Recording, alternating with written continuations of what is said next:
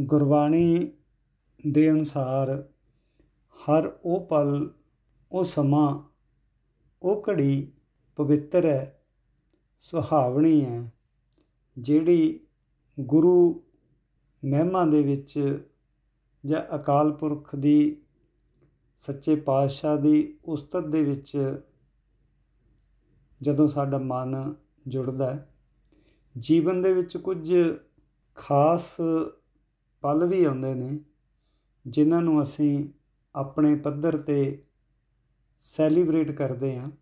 ਗੁਰੂ ਤੇਗ ਬਹਾਦਰ ਜੀ ਦਾ 400ਵਾਂ ਪ੍ਰਕਾਸ਼ ਪੁਰਬ ਸਾਡੇ ਜੀਵਨ ਦੇ ਵਿੱਚ ਆਇਆ ਅਤੇ ਇਸ ਦਿਹਾੜੇ ਨੂੰ ਜਿੱਥੇ ਵਿਸ਼ਵ ਪੱਧਰ 'ਤੇ ਸੰਗਤਾਂ ਸ਼ਰਧਾ ਅਤੇ ਉਤਸ਼ਾਹ ਨਾਲ ਮਨਾ ਰਹੀਆਂ ਨੇ, ਉੱਥੇ ਇਸ ਪਵਿੱਤਰ ਦਿਹਾੜੇ ਦੇ ਸਮੇਂ ਵਿਦਵਾਨਾਂ ਦੀ ਵੀ ਇੱਕ ਜ਼ਿੰਮੇਵਾਰੀ ਬਣਦੀ ਹੈ ਕਿ ਇਸ ਸਮੇਂ ਨੂੰ ਯਾਦਗਾਰੀ ਬਣਾਇਆ ਜਾਵੇ।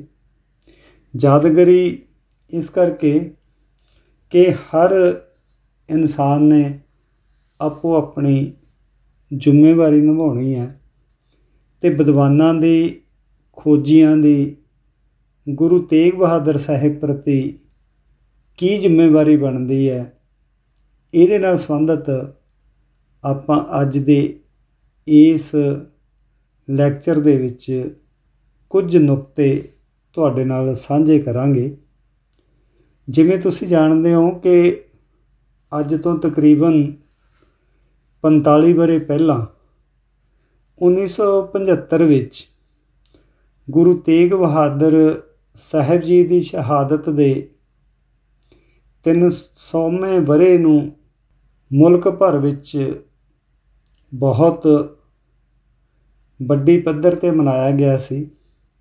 ਉਸ ਸਮੇਂ ਗੁਰੂ ਤੇਗ ਬਹਾਦਰ ਸਾਹਿਬ ਦੀ ਯਾਦ ਵਿੱਚ ਸਰਕਾਰੀ, ਗੈਰ ਸਰਕਾਰੀ ਅਤੇ ਧਾਰਮਿਕ ਸੰਸਥਾਵਾਂ ਨੇ ਆਪਣੇ ਪੱਧਰ 'ਤੇ ਬਹੁਤ ਵੱਡੇ ਸਮਾਗਮ ਕਰਵਾਏ ਸਨ। ਅੱਜ ਕਿਉਂਕਿ ਪੂਰੇ ਵਿਸ਼ਵ ਦੇ ਵਿੱਚ ਇੱਕ ਕਰੋਨਾ ਕਰਕੇ ਇੱਕ ਦਹਿਸ਼ਤ ਵਾਲਾ ਮਾਹੌਲ ਹੈ, ਭਾਵੇਂ ਉਸ ਤਰ੍ਹਾਂ ਦੇ ਸਮਾਗਮ ਤਾਂ ਨਹੀਂ ਹੋ ਰਹੇ, ਪਰੰਤੂ ਫਿਰ ਵੀ ਅਸੀਂ ਕਿਉਂਕਿ ਔਨਲਾਈਨ ਜਾਂ ਡਿਜੀਟਲ ਮੀਡੀਆ ਦੇ ਰਾਹੀਂ ਗੁਰੂ ਤੇਗ ਬਹਾਦਰ ਸਾਹਿਬ ਜੀ ਦੇ ਜੀਵਨ ਅਤੇ ਉਹਨਾਂ ਦੀ ਬਾਣੀ ਨਾਲ ਸੰਬੰਧਿਤ ਵੱਖ-ਵੱਖ ਤਰ੍ਹਾਂ ਦੇ ਸੰਦੇਸ਼ ਇੱਕ ਦੂਸਰੇ ਨੂੰ ਭੇਜੇ ਜਾ ਰਹੇ ਹਨ। ਹਰ ਸ਼ਰਧਾਵਾਨ ਗੁਰੂ ਤੇਗ ਬਹਾਦਰ ਸਾਹਿਬ ਲਈ ਆਪਣੀ ਸ਼ਰਧਾ ਦੇ ਫੁੱਲ ਅਰਪਿਤ ਕਰ ਰਿਹਾ ਹੈ। ਇਸ ਸਮੇਂ 'ਤੇ ਵਿਦਵਾਨਾਂ ਦੀ, ਖੋਜੀਆਂ ਦੀ ਕੀ ਜ਼ਿੰਮੇਵਾਰੀ ਬਣਦੀ ਹੈ, ਆਪਾਂ ਇਸ ਮਸਲੇ 'ਤੇ ਹੀ ਕੇਂਦਰਿਤ ਰਹਾਂਗੇ। ਜਿਸ ਤਰ੍ਹਾਂ ਗੱਲ ਕਰ ਰਹੇ ਸੀ ਕਿ 1975 ਦੇ ਵਿੱਚ ਵੱਖ-ਵੱਖ ਸਮਾਗਮਾਂ ਤੋਂ ਇਲਾਵਾ ਯੂਨੀਵਰਸਿਟੀਆਂ ਦੇ ਵਿੱਚ ਸੈਮੀਨਾਰ ਅਤੇ ਕਾਨਫਰੰਸ ਕਰਾਉਣ ਦੇ ਨਾਲ ਨਾਲ ਇੱਕ ਖੋਜ ਪ੍ਰੋਜੈਕਟ ਉਲੀਕੇ ਗਏ ਸੀ। ਬਹੁਤ ਥੋੜ੍ਹੇ ਸਮੇਂ ਵਿੱਚ ਹੀ ਗੁਰੂ ਤੇਗ ਬਹਾਦਰ ਜੀ ਦੇ ਜੀਵਨ ਅਤੇ ਬਾਣੀ ਨਾਲ ਸੰਬੰਧਿਤ ਵੱਡੀ ਗਿਣਤੀ ਦੇ ਵਿੱਚ ਉਸ ਸਮੇਂ ਕਿਤਾਬਾਂ ਅਤੇ ਕਿਤਾਬਚੇ ਪ੍ਰਕਾਸ਼ਿਤ ਹੋਏ ਸੀ ਅਤੇ ਇਹ ਗੱਲ ਸਾਨੂੰ ਪੂਰੇ ਮਾਣ ਦੇ ਨਾਲ ਕਹਿਣੀ ਪੈ ਰਹੀ ਹੈ ਕਿ ਸਾਡੇ ਵਿਦਵਾਨਾਂ ਨੇ ਉਸ ਸਮੇਂ ਗੁਰੂ ਇਤਿਹਾਸ ਨਾਲ ਸੰਬੰਧਿਤ ਸਰੋਤਾਂ ਦਾ ਅਧਿਐਨ ਕੀਤਾ, ਵੱਖ-ਵੱਖ ਤਰ੍ਹਾਂ ਦੇ ਸਰੋਤ ਇਕੱਠੇ ਕੀਤੇ, ਵਿਸ਼ਲੇਸ਼ਣ ਕਰਕੇ ਗੁਰੂ ਤੇਗ ਬਹਾਦਰ ਜੀ ਦੇ ਨਾਲ ਸੰਬੰਧਿਤ ਘਟਨਾਵਾਂ, ਪਵਿੱਤਰ ਥਾਵਾਂ ਅਤੇ ਗੁਰੂ ਜੀ ਨਾਲ ਸੰਬੰਧਿਤ ਪਵਿੱਤਰ ਨਿਸ਼ਾਨੀਆਂ ਦੇ ਬਾਰੇ ਆਪਣੇ ਵੇਰਵੇ ਇੱਕ ਸਿਲਸਿਲੇਵਾਰ ਢੰਗ ਦੇ ਨਾਲ ਪੇਸ਼ ਕੀਤੇ। ਇਹ ਉਹ ਪਹਿਲਾ ਸਮਾਂ ਸੀ ਜਦੋਂ ਅੰਗਰੇਜ਼ ਜਵਾਨਾਂ, ਇਹ ਉਹ ਸਮਾਂ ਸੀ ਜਦੋਂ ਅੰਗਰੇਜ਼ ਲਿਖਾਰੀਆਂ ਤੋਂ ਪਿੱਛੋਂ ਸਾਡੇ ਵਿਦਵਾਨਾਂ ਨੇ ਕਾਫੀ ਗਿਣਤੀ ਦੇ ਵਿੱਚ ਖੋਜ ਕਾਰਜ ਭਾਵ ਕਿਤਾਬਾਂ ਛਪਵਾਈਆਂ ਅਤੇ 1975 ਦੇ ਵਿੱਚ ਜਿਹੜੇ ਵਿਦਵਾਨਾਂ ਨੇ ਆਪਣੇ ਖੋਜ ਕਾਰਜ ਭਾਵ ਕਿਤਾਬਾਂ ਨੂੰ ਲਿਖਣਾ ਆਰੰਭ ਕੀਤਾ ਸੀ, ਉਹ 4-5 ਸਾਲਾਂ ਦੇ ਫਰਕ ਦੇ ਨਾਲ ਭਾਵ 1980 ਤੱਕ ਉਹ ਕਿਤਾਬਾਂ ਪ੍ਰਕਾਸ਼ਿਤ ਹੋ ਗਈਆਂ। ਪਰੰਤੂ ਮੁੱਖ ਸਮੱਸਿਆ ਇਹ ਹੈ ਕਿ ਉਸ ਸਮੇਂ ਵਿਦਵਾਨਾਂ ਦੇ ਕੋਲ ਸਰੋਤਾਂ ਦੀ ਘਾਟ ਸੀ। ਜਿਸ ਨੂੰ ਜਿਸ ਤਰ੍ਹਾਂ ਦੇ ਸਰੋਤ ਮਿਲੇ ਉਹਦੇ ਮੁਤਾਬਕ ਹੀ ਵਿਦਵਾਨਾਂ ਨੇ ਆਪਣੀ ਰਾਏ ਪ੍ਰਗਟ ਭਾਵ ਪੇਸ਼ ਕਰ ਦਿੱਤੀ, ਕਿਤਾਬਾਂ ਦੇ ਵਿੱਚ ਲਿਖ ਦਿੱਤਾ। ਪਰੰਤੂ ਉਸ ਸਮੇਂ ਤੋਂ ਬਾਅਦ ਇਸ ਖੇਤਰ ਦੇ ਵਿੱਚ ਵਿਦਵਾਨਾਂ ਨੇ, ਇਤਿਹਾਸਕਾਰਾਂ ਨੇ ਖਾਸ ਕਰਕੇ ਕੋਈ ਖਾਸ ਕਾਰਜ ਨਹੀਂ ਕੀਤੇ। ਇਹ ਗੱਲ ਮੈਂ ਤਕਰੀਬਨ 80 ਕਿਤਾਬਾਂ ਦਾ ਸਰਵੇਖਣ ਕਰਨ ਤੋਂ ਬਾਅਦ ਦੇ ਵਿੱਚ ਤੁਹਾਡੇ ਨਾਲ ਸਾਂਝੀ ਕਰਨ ਲੱਗਿਆ ਕਿ 80 ਦੇ ਕਰੀਬ ਕਿਤਾਬਾਂ ਦੇ ਵਿੱਚੋਂ ਬਹੁਤੀਆਂ ਕਿਤਾਬਾਂ ਇਤਿਹਾਸ ਦੇ ਨਾਲ ਸੰਬੰਧਿਤ ਨੇ। ਉਸ ਤੋਂ ਬਾਅਦ ਦੇ ਵਿੱਚ ਸਾਹਿਤ ਅਧਿਐਨ ਭਾਵ ਗੁਰਬਾਣੀ ਅਧਿਐਨ, ਗੁਰਬਾਣੀ ਵਿਆਖਿਆ ਅਤੇ ਕੁਝ ਕਿਤਾਬਾਂ ਫਿਲਾਸਫੀ ਦੇ ਨਾਲ ਸੰਬੰਧਿਤ ਨੇ। ਪਰੰਤੂ ਜਦੋਂ ਅਸੀਂ ਇਤਿਹਾਸਕ ਕਾਰਜਾਂ ਦਾ ਅਧਿਐਨ ਕਰਦੇ ਹਾਂ ਤਾਂ ਗੁਰੂ ਤੇਗ ਬਹਾਦਰ ਸਾਹਿਬ ਜੀ ਦੇ ਨਾਲ ਸੰਬੰਧਿਤ ਤੁਸੀਂ ਜਦੋਂ 1 ਜਾਂ 2 ਕਿਤਾਬਾਂ ਪੜ੍ਹੋਗੇ, ਨਾਲ ਦੀ ਨਾਲ ਹੀ ਪਾਠਕ ਨੂੰ ਕਈ ਤਰ੍ਹਾਂ ਦੇ ਜਿਹੜੇ ਸ਼ੰਕੇ ਭੁਲੇਖੇ ਜਾਂ ਪ੍ਰਸ਼ਨਾਂ ਦੇ ਵਿੱਚੋਂ ਗੁਜ਼ਰਨਾ ਪੈਂਦਾ, ਕਿਉਂਕਿ ਇਤਿਹਾਸਕ ਕਾਰਜਾਂ ਦੇ ਵਿੱਚ ਜਿੱਥੇ 2 ਤਰ੍ਹਾਂ ਦੀਆਂ ਘਾਟਾਂ ਮਿਲਦੀਆਂ ਨੇ। ਇੱਕ ਪਾਸੇ ਤਾਂ ਗੁਰੂ ਮਹਾਰਾਜ ਨਾਲ ਸੰਬੰਧਿਤ ਭਰੋਸੇਯੋਗ ਸਰੋਤਾਂ ਦੀ ਘਾਟ ਹੈ, ਉਹ ਦੂਸਰਾ ਇਹਨਾਂ ਸਰੋਤਾਂ ਦਾ ਅਧਿਐਨ ਕਰਨ ਵਾਲੇ ਬਹੁਤੇ ਲਿਖਾਰੀ ਜਾਂ ਤਾਂ ਉਹ ਇਤਿਹਾਸਕ ਵਿਧੀ ਵਿਗਿਆਨ ਨੂੰ ਆਧਾਰ ਬਣਾ ਕੇ ਗੱਲ ਕਰਦੇ ਨੇ। ਜਿਹੜੇ ਇਤਿਹਾਸਕ ਵਿਧੀ ਵਿਧਾਨ ਭਾਵ ਆਧੁਨਿਕ ਇਤਿਹਾਸਕਾਰੀ ਦੇ ਨਾਲ ਗੱਲ ਕਰਨਗੇ, ਉਹਨਾਂ ਦੇ ਦ੍ਰਿਸ਼ਟੀਕੋਣ ਦੇ ਵਿੱਚ ਤਰਕ ਭਾਰੂ ਹੋ ਜਾਂਦਾ ਹੈ। ਉਹ ਇਹ ਗੱਲ ਭੁੱਲ ਜਾਂਦੇ ਨੇ ਕਿ ਗੁਰੂ ਤੇਗ ਬਹਾਦਰ ਸਾਹਿਬ ਜੀ ਦੇ ਇਤਿਹਾਸ ਨੂੰ ਸਮਝਣ ਦੇ ਲਈ ਉਹਨਾਂ ਦੀ ਬਾਣੀ ਜਾਂ ਉਹਨਾਂ ਦਾ ਜਿਹੜਾ ਆਤਮਿਕ ਅਧਿਆਤਮਿਕ ਪੱਖ ਹੈ, ਇਹਨੂੰ ਨਜ਼ਰ ਅੰਦਾਜ਼ ਨਹੀਂ ਕਰਨਾ ਚਾਹੀਦਾ। ਗੁਰੂ ਇਤਿਹਾਸ ਨੂੰ ਜਦੋਂ ਤੁਸੀਂ ਆਮ ਇਤਿਹਾਸ ਦੇ ਨਾਲ, ਜਿਸ ਤਰ੍ਹਾਂ ਆਮ ਇਤਿਹਾਸ ਲਿਖਿਆ ਜਾਂਦਾ ਹੈ, ਉਸ ਤਰੀਕੇ ਦੇ ਨਾਲ ਲਿਖੋਗੇ ਤਾਂ ਬਹੁਤ ਸਾਰੀਆਂ ਸਮੱਸਿਆਵਾਂ ਦਾ ਸਾਹਮਣਾ ਕਰਨਾ ਪਏਗਾ। ਇਸ ਲਈ ਇਹ ਜ਼ਰੂਰੀ ਹੈ ਕਿ ਗੁਰੂ ਇਤਿਹਾਸ ਨੂੰ ਲਿਖਣ ਦੇ ਲਈ ਇਤਿਹਾਸਕਾਰਾਂ ਨੂੰ ਇੱਕ ਅਲੱਗ ਤਰ੍ਹਾਂ ਦਾ ਦ੍ਰਿਸ਼ਟੀਕੋਣ ਜਾਂ ਅਲੱਗ ਤਰ੍ਹਾਂ ਦਾ ਜਿਹੜਾ ਵਿਊ ਪੁਆਇੰਟ ਅਪਣਾਉਣਾ ਪਏਗਾ। ਫਿਰ ਹੀ ਵਿਦਵਾਨਾਂ ਦੀਆਂ ਜਿਹੜੀਆਂ ਲਿਖਤਾਂ ਨੇ ਉਹ ਇੱਕ ਪਾਏਦਾਰ, ਇੱਕ ਭਰੋਸੇਯੋਗ ਜਾਣਕਾਰੀ ਸਾਨੂੰ ਦੇ ਸਕਣਗੀਆਂ। ਅਤੇ ਜਦੋਂ ਅਸੀਂ ਗੁਰੂ ਇਤਿਹਾਸ ਨੂੰ ਅੰਤਰ ਅਨੁਸ਼ਾਸਨੀ ਪ੍ਰਪੇਖ ਵਿੱਚ ਸਮਝਣ ਦੀ ਗੱਲ ਕਰਦੇ ਹਾਂ ਤਾਂ ਇਹਦੇ ਵਿੱਚ ਕੀ ਹੈ ਕਿ ਇੱਕ ਤਾਂ ਖੋਜ ਕਾਰਜ ਜਿਹੜਾ ਕਰਨਾ ਹੈ, ਉਹਦੇ ਵਿੱਚ ਨਿਰਪੱਖਤਾ ਅਤੇ ਨੈਤਿਕਤਾ ਨੂੰ ਧਿਆਨ ਦੇ ਵਿੱਚ ਰੱਖਣਾ ਪਏਗਾ। ਅਤੇ ਬਹੁਤ ਸਾਰੀਆਂ ਕਿਤਾਬਾਂ ਇੱਦਾਂ ਦੀਆਂ ਨੇ ਕਿ ਵਿਦਵਾਨ ਇੱਕ ਦੂਸਰੇ ਦੇ ਵਿਚਾਰਾਂ ਨੂੰ ਥੋੜ੍ਹੇ ਬਹੁਤੇ ਫਰਕ ਦੇ ਨਾਲ ਆਪਣੇ ਵਿਚਾਰ ਬਣਾ ਕੇ ਪੇਸ਼ ਕਰਦੇ ਨੇ। ਇਹ ਵੀ ਸਾਨੂੰ ਗੁਰੂ ਇਤਿਹਾਸ ਦੇ ਨਾਲ ਲਿਖੀਆਂ ਕਿਤਾਬਾਂ ਦੇ ਵਿੱਚ ਇੱਕ ਸਮੱਸਿਆ ਸਾਡੇ ਸਾਹਮਣੇ ਆਉਂਦੀ ਹੈ। ਸੋ ਜਦੋਂ ਅਸੀਂ ਗੁਰੂ ਇਤਿਹਾਸ ਦੀ ਗੱਲ ਕਰਦੇ ਹਾਂ ਤਾਂ ਗੁਰੂ ਤੇਗ ਬਹਾਦਰ ਸਾਹਿਬ ਜੀ ਦੇ ਇਤਿਹਾਸ ਦੇ ਨਾਲ ਸੰਬੰਧਿਤ ਕੁਝ ਪ੍ਰਸ਼ਨ ਨੇ ਜਿਹੜੇ ਸਾਡਾ ਸਭ ਦਾ ਧਿਆਨ ਖਿੱਚਦੇ ਨੇ। ਜਿਸ ਤਰ੍ਹਾਂ ਗੁਰੂ ਤੇਗ ਬਹਾਦਰ ਜੀ ਦੇ ਪ੍ਰਕਾਸ਼ ਪੁਰਬ ਦੇ ਨਾਲ ਸੰਬੰਧਿਤ ਤਕਰੀਬਨ ਸਭ ਦੀ ਸਹਿਮਤੀ ਹੈ, ਪਰੰਤੂ ਗੁਰੂ ਮਹਾਰਾਜ ਦੇ ਨਾਮਕਰਨ ਦੇ ਬਾਰੇ ਵੱਖ-ਵੱਖ ਵਿਦਵਾਨ ਵੱਖ-ਵੱਖ ਦਲੀਲਾਂ ਦਿੰਦੇ ਨੇ। ਇਸੇ ਤਰ੍ਹਾਂ ਬਕਾਲੇ ਵਿੱਚ ਗੁਰੂ ਸਾਹਿਬ ਲੰਮਾ ਸਮਾਂ ਠਹਿਰਦੇ ਨੇ, ਅਤੇ ਇੱਥੇ ਉਹ ਕਿੰਨਾ ਸਮਾਂ ਠਹਿਰੇ ਮਿਤੀ ਦੇ ਸਮੇਤ ਸਾਨੂੰ ਤੱਥ ਪੇਸ਼ ਕਰਨੇ ਚਾਹੀਦੇ ਨੇ।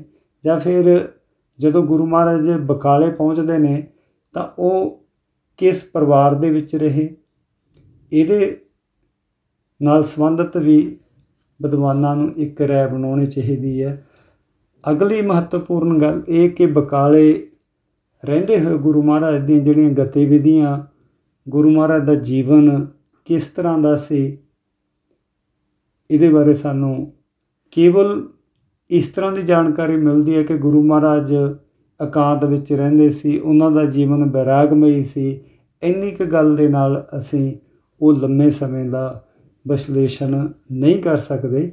ਇਸੇ ਤਰ੍ਹਾਂ ਗੁਰਾਈ ਸੰਬੰਧੀ ਵੀ ਇਤਿਹਾਸਕਾਰ ਆਪਣੀ ਆਪਣੀ ਰਾਏ ਦਿੰਦੇ ਨੇ, ਅਤੇ ਗੁਰਾਈ ਦੇ ਬਾਰੇ ਜਿਹੜੇ ਪ੍ਰਸ਼ਨ ਖੋਜ ਦੀ ਮੰਗ ਕਰਦੇ ਨੇ ਕਿ ਕੀ 9ਵੇਂ ਪਾਤਸ਼ਾਹ ਨੂੰ ਗੁਰਾਈ 8ਵੇਂ ਗੁਰੂ ਸਾਹਿਬ ਵੱਲੋਂ ਬਾਬਾ ਬਕਾਲੇ ਦੇ ਸ਼ਬਦ ਉਚਾਰਨ ਦੇ ਨਾਲ ਜਾਂ ਇਸ ਪਾਸੇ ਵੱਲ ਇਸ਼ਾਰਾ ਕਰਨ ਦੇ ਨਾਲ ਹੀ ਮਿਲ ਗਈ ਸੀ। ਕੀ ਗੁਰੂ ਮਹਾਰਾਜ 9ਵੇਂ ਪਾਤਸ਼ਾਹ ਦੇ ਲਈ ਗੁਰਾਈ ਦੀਆਂ ਬਸਤਾਂ 8ਵੇਂ ਪਾਤਸ਼ਾਹ ਗੁਰੂ ਸਾਹਿਬ ਵੱਲੋਂ ਭੇਜੀਆਂ ਗਈਆਂ ਸਨ, ਜਾਂ ਕਿ 9ਵੇਂ ਪਾਤਸ਼ਾਹ ਨੂੰ ਮੱਖਣ ਸ਼ਾਹ ਲਵਾਣਾ ਦੇ ਗੁਰੂ ਲਾਧੋਰੇ ਦੇ ਨਾਲ ਹੀ ਗੁਰੂ ਮੰਨਿਆ ਜਾਵੇ। ਇਸ ਤੋਂ ਇਲਾਵਾ ਹੋਰ ਬਹੁਤ ਪ੍ਰਸ਼ਨ ਨੇ, ਜਿਸ ਤਰ੍ਹਾਂ ਗੁਰੂ ਮਹਾਰਾਜ ਦੀਆਂ ਯਾਤਰਾਵਾਂ ਦੇ ਨਾਲ ਸੰਬੰਧਿਤ ਕਿ ਗੁਰੂ ਤੇਗ ਬਹਾਦਰ ਸਾਹਿਬ ਨੇ ਗੁਰੂ ਨਾਨਕ ਪਾਤਸ਼ਾਹ ਤੋਂ ਬਾਅਦ ਦੇ ਵਿੱਚ ਇੱਕੋ ਇੱਕ ਗੁਰੂ ਹੋਏ ਨੇ 9ਵੇਂ ਪਾਤਸ਼ਾਹ, ਜਿਨ੍ਹਾਂ ਨੇ ਬਹੁਤ ਲੰਮੀਆਂ ਯਾਤਰਾਵਾਂ ਕੀਤੀਆਂ। ਗੁਰੂ ਮਹਾਰਾਜ ਦੀਆਂ ਯਾਤਰਾ ਨਾਲ ਸੰਬੰਧਿਤ ਸਥਾਨਾਂ ਦੇ ਉੱਤੇ ਅਤੇ ਗੁਰੂ ਮਹਾਰਾਜ ਕਦੋਂ ਕਿੱਥੇ ਕਿੰਨੇ ਸਮੇਂ ਦੇ ਲਈ ਠਹਿਰੇ, ਇਹਦੇ ਬਾਰੇ ਵੀ ਸਾਨੂੰ ਇਤਿਹਾਸਕਾਰਾਂ ਨੇ ਕੋਈ ਪੁਖਤਾ ਜਿਹੜੀਆਂ ਮਿਤੀਆਂ ਅਤੇ ਸਮੇਂ ਦੇ ਬਾਰੇ ਵੇਰਵੇ ਬਹੁਤ ਘੱਟ ਦਿੱਤੇ ਨੇ, ਜਾਂ ਜੇਕਰ ਦਿੱਤੇ ਨੇ ਤਾਂ ਉਹਨਾਂ ਦੇ ਬਾਰੇ ਇਤਿਹਾਸਕਾਰਾਂ ਦੀ ਸਹਿਮਤੀ ਨਹੀਂ ਹੈ।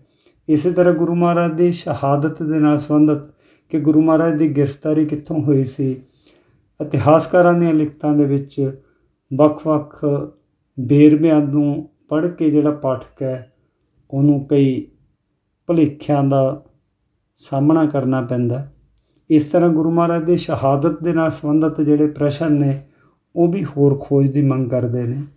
ਸੋ ਮੈਂ ਇਹ ਕੁਝ ਪ੍ਰਮੁੱਖ ਪ੍ਰਸ਼ਨ ਤੁਹਾਡੇ ਸਾਹਮਣੇ ਰੱਖੇ ਨੇ, ਅਤੇ ਇਹਨਾਂ ਪ੍ਰਸ਼ਨਾਂ ਦੇ ਨਾਲ ਹੀ ਜਦੋਂ ਅਸੀਂ ਗੁਰੂ ਮਹਾਰਾਜ ਦੇ ਲਈ ਕੋਈ ਵਿਸ਼ੇਸ਼ਣ ਲਗਾਉਂਦੇ ਹਾਂ ਕਿ ਗੁਰੂ ਮਹਾਰਾਜ ਨੂੰ ਹਿੰਦ ਦੀ ਚਾਦਰ ਕਿਹਾ ਜਾਵੇ ਜਾਂ ਉਹਨਾਂ ਨੂੰ ਵਿਸ਼ਵ ਦੀ ਚਾਦਰ ਕਿਹਾ ਜਾਵੇ, ਗੁਰੂ ਮਹਾਰਾਜ ਗੁਰੂ ਤੇਗ ਬਹਾਦਰ ਸਾਹਿਬ ਦੀ ਜਿਹੜੀ ਸ਼ਹਾਦਤ ਹੈ ਇਹਨੂੰ ਕੁਰਬਾਨੀ ਕਿਹਾ ਜਾਵੇ ਜਾਂ ਬਲੀਦਾਨ ਕਿਹਾ ਜਾਵੇ, ਇਹਦੇ ਬਾਰੇ ਵੱਖ-ਵੱਖ ਜਿਹੜੀਆਂ ਸੰਸਥਾਵਾਂ ਨੇ, ਯੂਨੀਵਰਸਿਟੀਆਂ, ਖਾਸ ਕਰਕੇ ਸ਼੍ਰੋਮਣੀ ਗੁਰਦੁਆਰਾ ਪ੍ਰਬੰਧਕ ਕਮੇਟੀ ਦੇ ਵਿਦਵਾਨਾਂ ਨੂੰ ਕੋਈ ਆਪਣੀ ਸਾਂਝੀ ਰਾਏ ਜ਼ਰੂਰ ਤਿਆਰ ਕਰਨੀ ਚਾਹੀਦੀ ਹੈ। ਮੈਂ ਆਪਣੀ ਰਾਏ ਇਸ ਲੈਕਚਰ ਦੇ ਵਿੱਚ ਇਸ ਕਰਕੇ ਨਹੀਂ ਦਿੱਤੀ ਕਿਉਂਕਿ ਇਸ ਲੈਕਚਰ ਦਾ ਮੁੱਖ ਉਦੇਸ਼ ਇਹ ਹੈ ਕਿ ਅਸੀਂ ਗੁਰੂ ਮਹਾਰਾਜ ਦੇ ਇਤਿਹਾਸ ਨਾਲ ਸੰਬੰਧਿਤ ਵਾਪਰੀਆਂ ਘਟਨਾਵਾਂ ਦੇ ਬਾਰੇ ਜੋ ਕੁਝ ਵੀ ਲਿਖੀਏ, ਉਹਨੂੰ ਜੋ ਕੁਝ ਜਾਂ ਜੋ ਪਾਠਕ ਪੜ੍ਹਨ ਆਉਣ ਵਾਲੀਆਂ ਪੀੜ੍ਹੀਆਂ ਤੱਕ ਘੱਟੋ ਘੱਟ ਇੱਕ ਭਰੋਸੇਯੋਗ ਜਿਹੜੀ ਜਾਣਕਾਰੀ ਹੈ ਉਹ ਪਹੁੰਚੇ। ਇਤਿਹਾਸ ਕਦੇ ਵੀ ਫਾਈਨਲ ਨਹੀਂ ਹੁੰਦਾ। ਇਤਿਹਾਸ ਨੂੰ, ਇਤਿਹਾਸਕ ਤੱਥਾਂ ਨੂੰ ਹਰ ਇਤਿਹਾਸਕਾਰ ਆਪਣੀ ਦ੍ਰਿਸ਼ਟੀ ਦੇ ਨਾਲ ਜਾਂ ਆਪਣੇ ਸਮੇਂ ਦੇ ਨਾਲ ਮੁੜ ਮੁੜ ਲਿਖਦਾ ਹੈ ਜਾਂ ਉਹਦੀ ਪੇਸ਼ਕਾਰੀ ਕਰਦਾ ਹੈ, ਪਰੰਤੂ ਕੁਝ ਪੱਖਾਂ ਦੇ ਬਾਰੇ ਜਿਨ੍ਹਾਂ ਨੂੰ ਅਸੀਂ ਸਭ ਵਿਆਖਿਆ ਤੋਂ ਤਾਂ ਅਸੀਂ ਵੱਖਰੇ ਹੋ ਸਕਦੇ ਹਾਂ, ਪਰੰਤੂ ਇਤਿਹਾਸਕ ਤੱਥਾਂ ਦੇ ਬਾਰੇ ਇੱਕ ਸਾਂਝੀ ਸਹਿਮਤੀ ਜ਼ਰੂਰ ਬਣਨੀ ਚਾਹੀਦੀ ਹੈ। ਅਤੇ ਗੁਰੂ ਤੇਗ ਬਹਾਦਰ ਸਾਹਿਬ ਜੀ ਦੇ 400ਵੇਂ ਪ੍ਰਕਾਸ਼ ਪੁਰਬ ਨਾਲ ਸੰਬੰਧਿਤ ਵੱਖ ਵੱਖ ਸਰਗਰਮੀਆਂ, ਸੈਮੀਨਾਰ, ਕਾਨਫਰੰਸ ਜਾਂ ਔਨਲਾਈਨ ਵੈਬੀਨਾਰ ਬਹੁਤ ਹੋਏ ਨੇ। ਇਹਨਾਂ ਦੇ ਵਿੱਚੋਂ ਕਈ ਵੈਬੀਨਾਰ ਦੇ ਵਿੱਚ ਮੈਂ ਖੁਦ ਵੀ ਭਾਗ ਲਿਆ, ਪਰੰਤੂ ਇਹ ਜਿਹੜੇ ਅਣਸੁਲਝੇ ਪ੍ਰਸ਼ਨ ਨੇ ਜਿਹੜੇ ਕਿ ਇਤਿਹਾਸਕਾਰਾਂ ਨੇ ਖੜ੍ਹੇ ਕੀਤੇ ਨੇ, ਇਹਨਾਂ ਦਾ ਬਦਲ ਲੱਭਣ ਦੇ ਲਈ ਅਸੀਂ ਕੋਈ ਸਾਰਥਕ ਕਦਮ ਨਹੀਂ ਚੁੱਕੇ।